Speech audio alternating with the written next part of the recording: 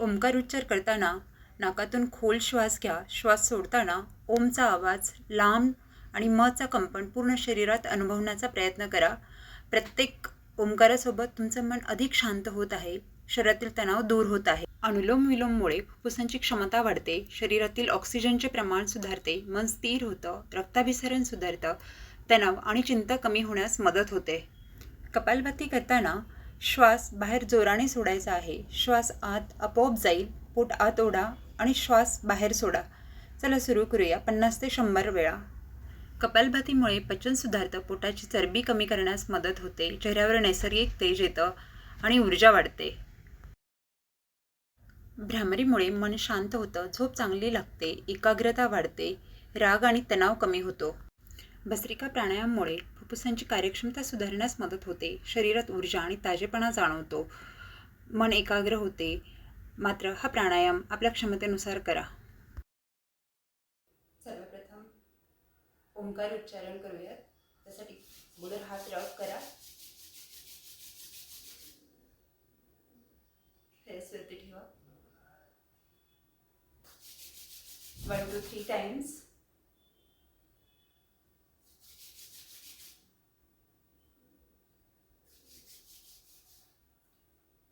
सुखासनात बसा किंवा माझ्यासारखं पद्मासनात बसलं तरीही चालेल. ज्यांना शक्य आहे त्याने पद्मासनामध्ये बसा. हात स्ट्रेट ठेवा. पद्मासनात बसण्याचा फायदा हा की तुमची पाठ जी रीढची हड्डी आहे ती सरळ राहते. हात सरळ ठेवायचे. इनहेल. श्वास होल्ड करायचा आहे. नंतर हळूहळू एक्झेल.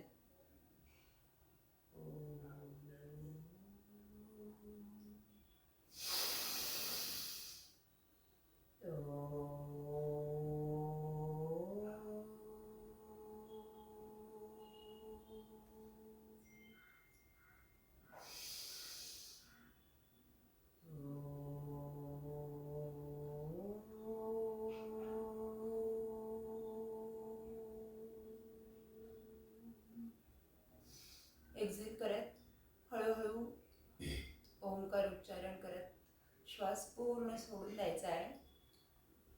श्वास आतमध्ये घ्या. होल्ड करायचा आहे. नंतर ओंकार उच्चारण.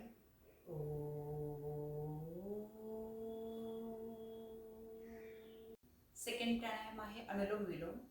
सो त्यासाठी अगेन मी पद्मासनात बसले आहे आणि हात सरळ ठेवा. ही जी 2 बोट आहे क्लोज करायची. लास्ट 2 फिंगर्सनी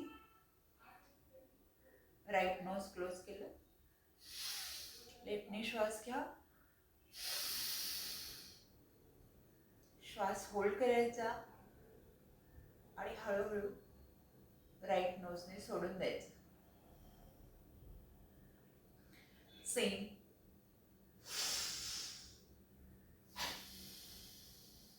लेफ्ट नोजने सोडून द्यायचा आहे. श्वास आत घ्यायचा. होल्ड करायचा आहे आणि एक्झेल. हळूहळू. पुन्हा श्वास आतमध्ये घ्यायचा आहे.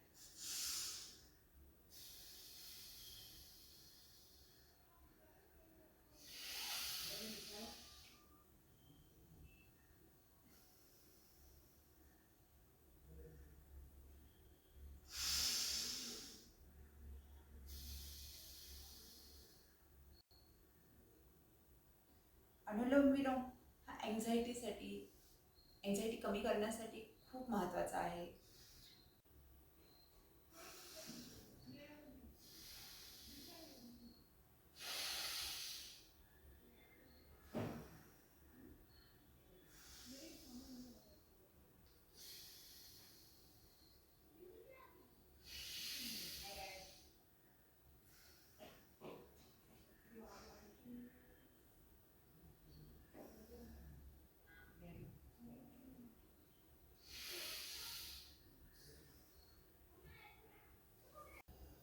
नेक्स्ट आहे कपालभाती. सो कपालभातीचा यूज हा आहे की याचं मेटाबॉलिझम बूस्ट होतं, डायजेशन इम्प्रूव्ह होतं आणि तुमची एनर्जी लेवल जी आहे ती बूस्ट होते. शिवाय अनेक आजारांवरती कपालभाती हा प्रूव्ह झालेला आहे की खूप फायदेशीर ठरतो. शिवाय स्ट्रेस रिलीफ होतं आणि स्किनवरती छान ग्लो येतो. केसांसाठीही छान आहे. तर पाहूयात करायचं कसं. श्वास आतमध्ये घ्यायचा आणि जोरात सोडायचा.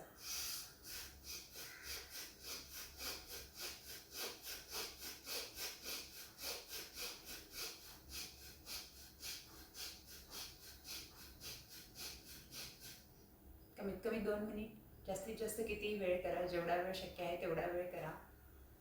शक्य नाही त्यांनी साधं सुखासनामध्ये बसा. फक्त काळजी ही घ्यायची की रीप सरळ राहिली पाहिजे.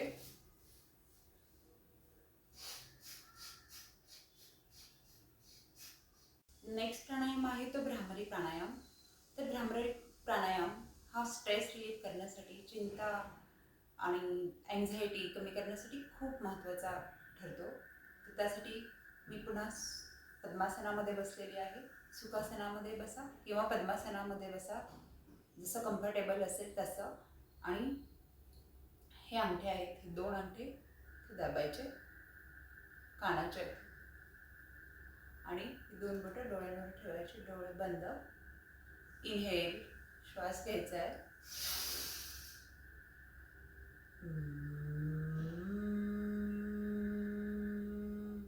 एक्झेल, श्वास घ्यायचा आहे.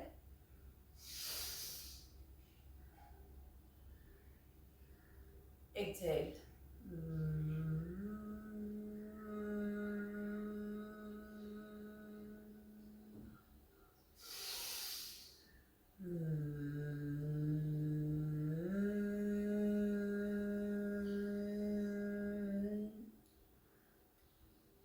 भ्रामरी प्राणायाम करताना त्या इष्टदेवतेचं स्मरण करा आणि असं माइंड सेट करा की जे बी टॉक्सिक आहे डोक्यामध्ये ते सगळं आपण एक्झेल करताना बाहेर टाकतोय आणि जे काही चांगलं आहे ते सगळं इनहेल करतोय. अगेन 2 बोटं डोळे बंद करा. एक्झेल.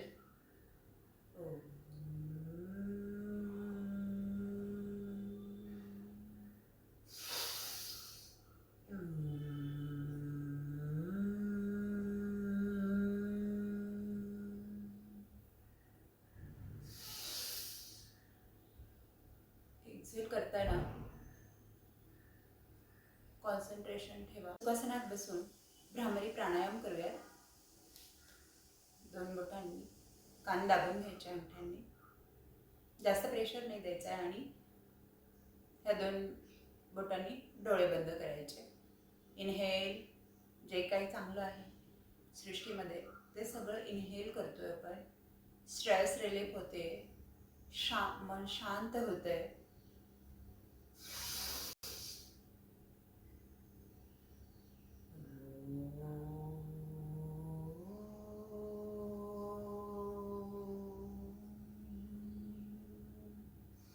इथेही तुम्ही एक्झेल करताना ओंकारचं उच्चारण करा. जे काही टॉक्सिक आहे डोक्यात ते सगळं बाहेर काढतोय आपण. असं करत शांततेने, एकाग्र चित्तेने प्राणायाम करायचा आहे.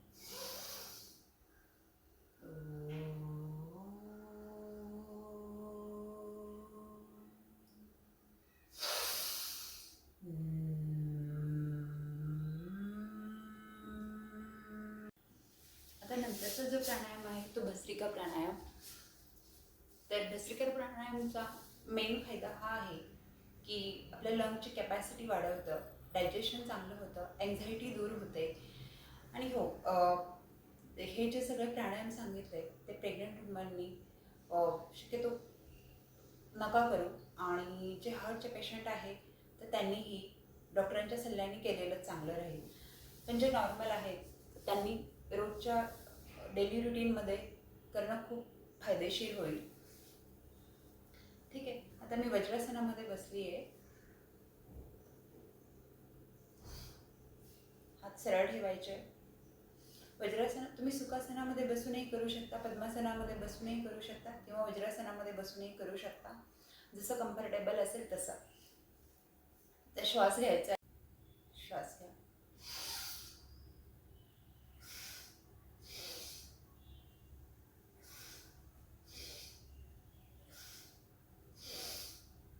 Exhale, inhale, exhale, inhale, exhale. Jerk द्यायचा नाही आहे. रोजच्या आपल्या डेली रुटीनमध्ये इन्क्लूड केले तर त्याच्यामुळे एन्झायटी कमी होते, स्ट्रेस कमी होतो, शिवाय लंगची कॅपॅसिटी वाढते, डायजेशन छान होतं आणि स्किन हेअरचे प्रॉब्लेम्सही अनुलोम विलोम कपालभातीने खूप कमी होतात. तर त्यामुळे शक्यतो हे सगळे ट्राय करा आपल्या डेली रुटीनमध्ये इन्क्लूड करण्याचे. डेली 5 ते 10 मिनिट सफिशियंट आहे.